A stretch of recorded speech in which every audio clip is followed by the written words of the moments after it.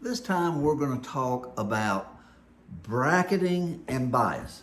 Is bracketing a requirement now for Fannie Mae? It's not. However, bracketing is, I call it a good, solid appraisal practice.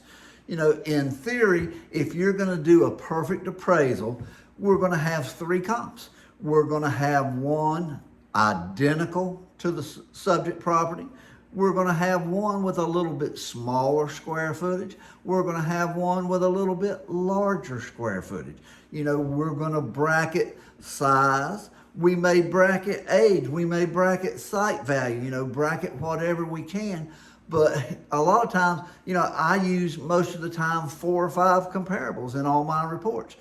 If I had perfect comparables and I was in a market, you know, where I had 100 comparables, like a friend of mine, he's in a big military market, and they can have 100 comparables that are really, really close at any given time.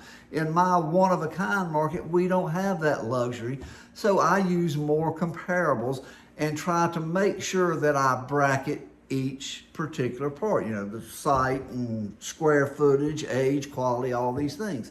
So, but when you're bracketing, you just have to try to remember, if a reviewer is looking at your report, let's say, and let's say the subject property is 1,800 square feet.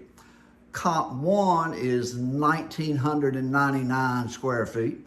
Comp 2 is 2,040 square feet. And comp 3 is 2,100 square feet. Well, all those sales are larger than the subject property. It's a red flag. That's exactly what it is. You know, why is there not a sale a little smaller? Now, sometimes you may have to use a report like that. If you do, you need to spell it out, you know, in the summary on there or somewhere in that report that's really visible why you did that. Why there were not sales available that were, you know, a little closer to the subject, you know, and a little smaller, whatever the case may be on there. But anytime that you're going to use something that's not the same, you know, you need to explain that, like the sales price. You know, you don't want to use, if the subject property, let's say the contract price is $200,000. Well, if you're going to use 3 sales that are $220,000 and over, you know, that's a little bit, is that bias? I don't know, but it could be. You know, you can't pick comps the same way you wouldn't go if the subject property was under contract for $200,000.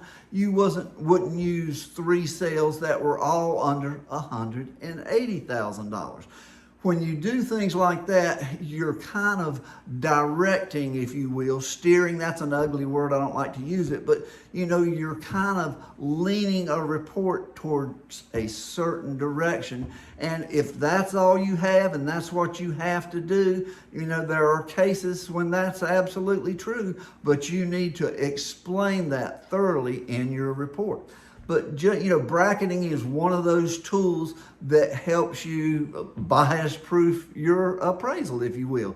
So it's just like, you know, the magic, everybody talks about price per square foot. You know, if you look at the top of an appraisal report, one of the only automatic adjustments on that appraisal report is the price per square foot. Let's say the subject property comes in at $200 per square foot. With the contract price, it's $200 per square foot.